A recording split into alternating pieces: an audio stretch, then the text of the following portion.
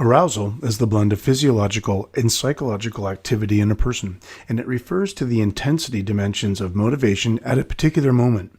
It ranges from not at all aroused to completely aroused. Highly aroused individuals are mentally and physically activated.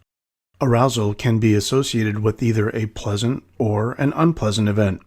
Anxiety is a negative emotional state characterized by nervousness, worry, apprehension, and usually associated with arousal. It has a thought component as well, which is why we call it cognitive anxiety at times, with a degree of physical activation perceived. State anxiety is an immediate emotional state that is characterized by apprehension, fear, tension, and an increase in physiological arousal. State anxiety is a temporary, ever-changing emotional state of subjective, consciously perceived feelings. When you see the word cognitive, think of thoughts, and cognitive anxiety is defined as that mental component of anxiety that our client or athlete experiences and is usually caused by such things as a fear of negative evaluation socially, a fear of failure, and a loss of self-esteem. Somatic anxiety is a physical component of anxiety and reflects the perception of such physiological responses as an increase in heart rate, respiration, and increased muscular tension. So, a full return to performance is not even possible until your client or athlete can manage their anxiety even if physical functioning is fully restored. Trait anxiety refers to the predisposition to perceive certain environmental situations as threatening and then to respond to these situations with an increased state anxiety, which is often inappropriate and part of the personality of your individual athlete or client. Trait anxiety means that someone is more vulnerable to anxiety and therefore likely to consider many situations as anxiety-provoking. But emotions can factor in as well, and that's because of the organized psychophysiological reactions that our athlete or client has to ongoing relationships that are changing and evolving within their operating environment that they're performing in. Be sure to take a moment to become familiar, in a general sense, with the different ways that anxiety and arousal can be measured in athletes and clients. To measure trait anxiety, the format is really similar to state anxiety assessments. The difference is present when participants or athletes are asked how they typically feel instead of how they feel at that moment. There is a direct relationship between one's level of state and trait anxieties. Both of them can be high. Knowing a person's level of trait anxiety is usually helpful in predicting how that person will respond or react in competition, evaluation, and in threatening conditions. Stress, therefore, represents a substantial imbalance between demands, physical and/or psychological, and response capabilities of our athlete or client under conditions where a failure to meet demands has important consequences. It is a process and a sequence of events that will lead to a particular end, and it consists of 4 interrelated stages: environmental demand, perception of demand, stress response, and behavioral consequences. The first stage in the stress process is processing the demands of the environment that our client or athlete is in, and this can be psychological or physical. An individual's perception of the physical or psychological demands is also important. Clients or athletes with high level of trait anxiety tend to perceive more situations as threatening than those with lower trait anxiety. The stress response is simply our individual client's physical and psychological responses to a perception that they hold of the situation that they're in, and this might include increased state anxiety results like worrying, physiological activation, a change in concentration, and increased muscular tension. There may be consequences resulting from the behavior of the individual under stress as well. It can cause an improvement in performance or a failure. Therefore, it's pretty important to understand the characteristics of each stage of stress in order to put together a complete or comprehensive and effective stress management plan for your client or athlete.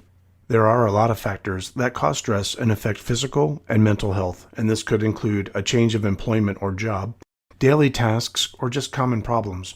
But in athletes or our client, some of these factors are related to performance or can be environmentally based, organizational challenge, physical danger, negative report from a coach, and traumatic experiences or even relationships.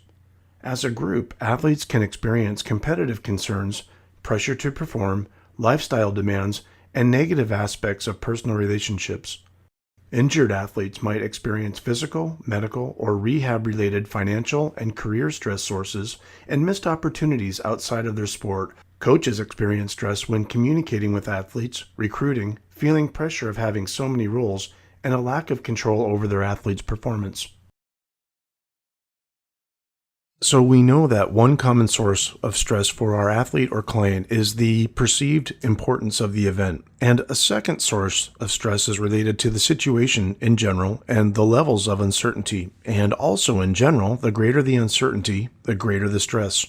Fitness professionals should be aware of how they might unknowingly create uncertainty in participants. So the more important an event, the more stress-provoking it will be. The greater the degree of uncertainty an individual feels about an outcome or others' feelings and evaluations, the greater the state anxiety and stress. Two personality dispositions that consistently relate to heightened state anxiety reactions are high trait anxiety and low self-esteem. The third one, in sport and exercise, is social physique anxiety. Research shows that individuals with high trait anxiety have a cognitive bias to pick out more threat-related information in the same situations than their low trait anxious peers. And again, self-esteem relates to perceptions of threat and corresponding changes in state anxiety. People with low self-esteem have generally less confidence and higher state anxieties. In order to be able to explain this relationship that's seen between arousal states and performance, psychologists have turned to this inverted U hypothesis. At low arousal levels, performance will be below par, and the exerciser or athlete is just not mentally prepared. But when arousal increases, performance increases too, up to an optimal point. Further increases in arousal can cause performance to decline, though. This theory is not without some controversy, though, because of its shape, the inverted U, and many question the role and nature that arousal plays in performance. Still, other research shows that top athletes have a zone of optimal state anxiety in which their best performance occurs, and outside of this zone, performance is seen to be poor. And this theory differs from the inverted U hypothesis theory as follows, because optimal level of state anxiety does not always occur at the midpoint of this continuum as it does in the inverted U theory. Instead, it varies from individual to individual. Another difference being that optimal levels of state anxiety are not a single point in the graph and would show a wider bandwidth.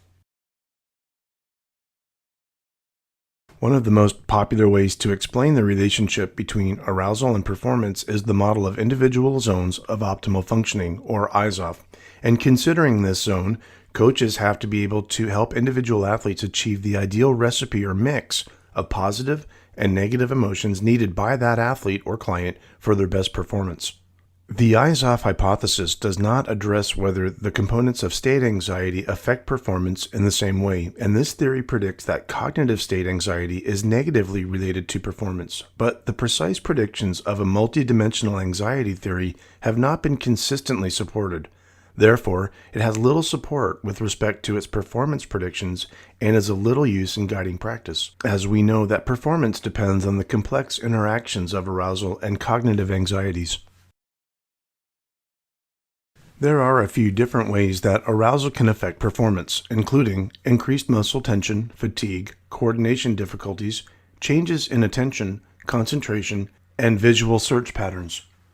While it's not unusual for people under great stress to report muscle soreness, aches, or pains, increases in arousal and state anxiety can also cause increases in muscle tension and can therefore interfere with coordination. Increased arousal will narrow a performer's attentional field. Performers also tend to scan the playing field less often. So arousal state anxiety narrows one's attentional field and decreases environmental scanning and causes a shift to the dominant attentional style and to maybe some inappropriate cues. Anxiety can also diminish attention to appropriate task cues by worrying about worrying, so to speak, and this affects optimal concentration. There are three types of thoughts that are generally going to affect our subject, athlete, or client, and these include worries, situation or irrelevant thoughts, and thoughts of escape. Theories related to arousal generally hold that increased anxiety interferes with working memory resources, and when anxiety increases, the benefits of increased effort are outweighed by the reduced capacity of attention. As fitness professionals, it's important for us to follow these guidelines. First, to identify the optimal combination of arousal-related emotions needed for your client or athlete's best performance. Think of arousal as emotional temperature. Recognize how personal and situational factors interact to influence arousal, anxiety, and performance. The interaction of personal factors and situational factors are a better predictor of arousal, anxiety state, and performance than considering each one separately. Recognize the signs of increased arousal and anxiety in sport and exercise participants. Coaches have to know the various signs and symptoms of increased stress and anxiety. Coaches should talk to their participant or athlete and be empathetic in these situations. Tailor coaching and instructional practices to the individual. Sometimes arousal and state anxiety need to be reduced, at other times maintained, and at still other times facilitated or increased. Develop confidence in performers to help them cope with increased stress and anxiety. One major source of stress is uncertainty. Therefore, it's important to create a positive environment for our athlete or subject.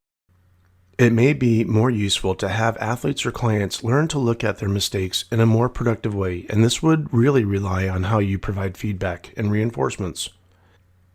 With respect to competition, simulation training where athletes have practice under pressure may help them learn to respond more effectively when they're nervous.